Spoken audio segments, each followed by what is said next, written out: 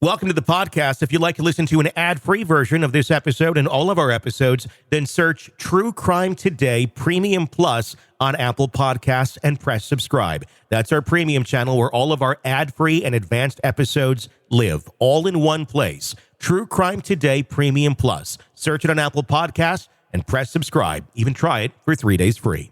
You're about to take a deep dive into one of the biggest true crime cases in the universe. Or, at least, on our part of the planet. From the Hidden Killers podcast and True Crime Today. Diddy, right. Everybody knows Diddy. The music, the vodka, the clothing line, everything.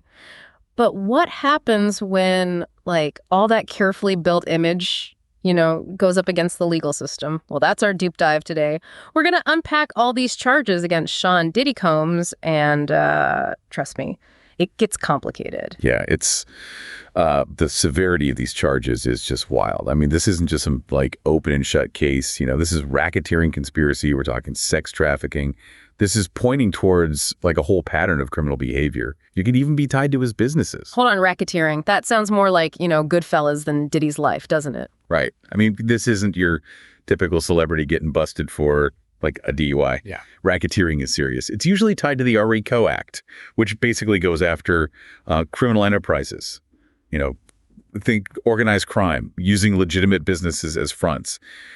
It seems like they're saying Diddy's empire, or at least part of it, was built on illegal activities. And if that wasn't enough, according to Fox News and Page 6, the authorities, they didn't exactly find just some platinum records when they raided his place. We're talking freak-off supplies, AR-15s, and get this, over 1,000 bottles of lubricant. Those details are interesting because they don't directly relate to the actual charges, right? Yeah. It's about creating this whole atmosphere and narrative. The prosecution wants to show that Diddy's life was way more chaotic, maybe even dangerous, than his, carefully crafted public image. So they're trying to establish this pattern of behavior. Exactly. Which is why I guess Diddy's past legal issues are becoming even more important now, huh? The Page 6 article, they mentioned a lawsuit from his ex, Cassie Ventura. Right, and that's worth looking into because, even though that lawsuit was settled out of court, the accusations in it are very similar to what he's facing now. We're talking abuse, coercion, a side of Diddy that, frankly, doesn't match the image he's built for himself. It's crazy he's even allowed out on bail with all this hanging over his head. Well, that's the thing. He isn't. And that's what's really surprising. Diddy offered a $50 million bail package, even had his family surrender their passports, and the judge still said no. Twice. Wait, $50 million, even for Diddy, that's serious money. Shows you how seriously this whole thing is being taken. Absolutely. Yeah. The judge must see a huge flight risk here, and probably worries about witness tampering too. Don't forget, if he's convicted, Diddy could be looking at a very, very long time behind bars. This is high stakes, and no amount of fame or money changes that. It's just, I don't know, it's just wild to me. This is a guy who built an empire, right? Yeah. He was the definition of success for so many people, and now we're seeing this dark side. It makes you wonder, was this always part of the plan, or did the success just make it easier to, hide things? That's the million-dollar question, isn't it? And it really speaks to a broader issue we see in the music industry. It's the music industry, I think especially, but really a lot of entertainment, it can be really tough to speak out. Success is all about who you know, who you work with, so saying something can cost you everything, Yeah, it's like you're making a deal with the devil. Fame and fortune, but what's the catch, right? And looking at these accusations against Diddy, it does feel kind of similar. That Fox News article, they talked about those freak-offs, and are we really talking about IV drips and that much lubricant? Seriously. Right, and we got to remember, those details are all part of the prosecution's strategy. They want to shock everyone, paint this picture of, excess and someone totally above the law. Remember those AR-15s they found in the raid? No direct connection to the charges, but it adds to this whole image of someone living by their own rules. So it's like they're saying, well, if he's capable of this, then he's capable of anything. But how do his lawyers even fight that? What's their strategy? Oh, man, that's the tough part. They'll probably go after the people accusing him, maybe try to say it was all consensual, just part of the lifestyle Diddy created around himself. They might even try to turn it around completely, say he's the victim here, that people are just out to get his money. So it becomes a he said, she said situation, but with what, millions, billions of dollars on the line? And potentially decades of his life. Yeah. Which is why, that Cassie Ventura lawsuit is so important now. If they can prove there's a pattern of this behavior, that it wasn't just a one-time thing, then it's going to be a lot harder for Diddy to claim it's all just a big misunderstanding. I'm looking at the Page 6 article again, and it says, Ventura's lawsuit, it had similar accusations, abuse, coercion, even claims that Diddy pressured her to have an abortion. This isn't just, some messy breakup. This is serious stuff. It really is. Yeah. And the fact that they settled out of court, it doesn't really mean anything. A lot of times settlements are just a way to avoid a trial, avoid the public eye, but the accusations are still there. So you've got these really disturbing accusations, this pattern of behavior they're building, and now Diddy's lawyers have to convince a jury that he's innocent. What are the chances they can pull that off? Honestly, it's impossible to say for sure, but one thing is clear. This is an uphill battle for Diddy, and the stakes couldn't be higher. And it's not just the legal stuff, right? This is a guy who built his career on being larger than life, an icon. Can that image even survive this? That's the other big question here, right? Mm-hmm. And it's something we see again and again, these powerful figures loved by millions, and then accusations come out that completely shatter their image.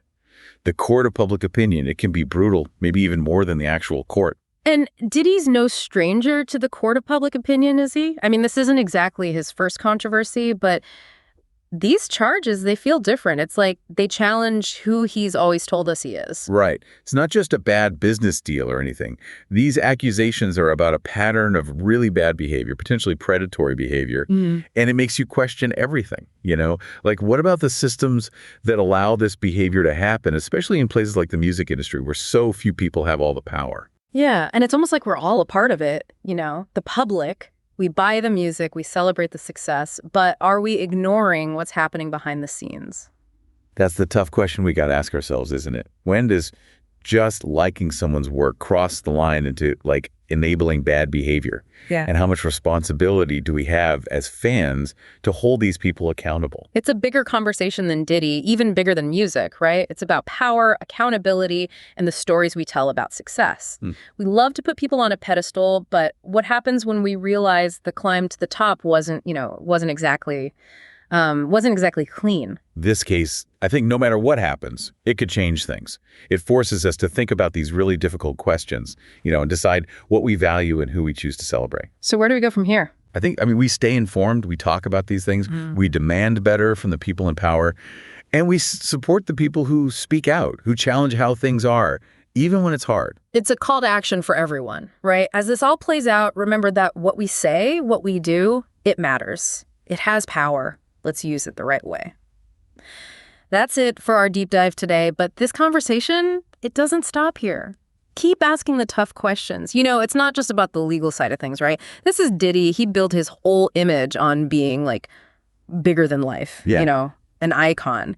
Can he really come back from this? Yeah, it's a good question. And it's not just about Diddy, is it? We see this all the time. These powerful people everyone loves, and then boom, accusations come out that just completely change everything. And the court of public opinion, man, that can be brutal. And Diddy's definitely familiar with that court, right? This isn't his first controversy, but these charges are different. They strike at the heart of who he's always said he is. You're right. This isn't about some business deal gone wrong. This gets at something much darker, a pattern of really bad behavior. It makes you think about all the systems that allow this kind of thing to go on, especially in the music industry.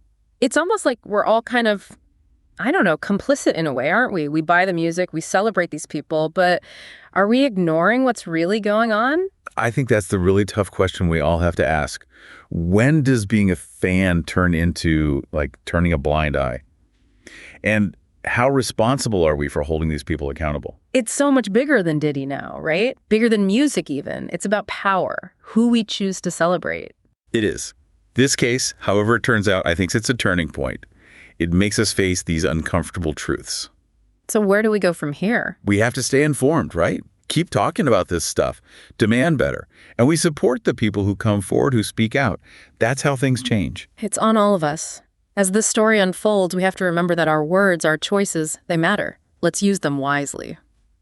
That's all for our deep dive today, but the conversation doesn't end here. Keep asking those tough questions. In a world where the darkest secrets lie just beneath the surface, They said it was an accident, but the evidence says otherwise. where hidden killers roam unnoticed, in the shadows. I think you would definitely be looking at a blend of toxic, very bad narcissistic personality traits, and they will be vengeful and possibly resort to violence. Join Tony Bruschi as he uncovers the truth behind the most chilling cases. They said it was an accident, but the evidence clearly says otherwise. Each episode, we dig deep into the minds of those who commit the unthinkable. To your point on narcissism, he thinks in his own mind how witty he is. Yeah. But he lost that jury. I was done with him in 2 minutes. From unsolved mysteries to infamous crimes. Geez, you've just talked about how you've taught yourself how to do everything under the sun. I bet you did a YouTube video, how to best kill somebody with a knife. Hidden Killers with Tony Bruschi takes you where few dare to go. How does someone with such a dark secret go unnoticed for so long? With multiple new episodes every single day. We're not just telling stories, we're seeking justice. Listen now on Apple Podcasts or wherever you get your podcasts. Just search for Hidden Killers with Tony Bruschi.